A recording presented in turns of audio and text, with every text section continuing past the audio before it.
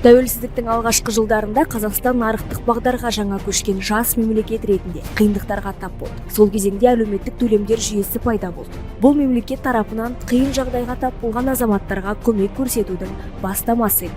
Ал қазір еліміз бойынша әлеуметтік төлемдердің неше түрі бар және ол қандай топтарға беріледі? Қазақстанда атаулы әлеуметтік көмектің екі түрі бар: шартты және шартсыз ақшалай көмек. Қазіргі таңда атаулы әлеуметтік көмек 389 мың адамға беріледі. 2024 жылдың 1 қаңтарынан бастап ұлттық қор балаларға жобасы іске қосылды. Жұмыссыздықтан әлеуметтік қорғау және халықты жұмыспен қамту, жәрдемдесу мақсатында көптеген шаралар жүзеге асырылуда.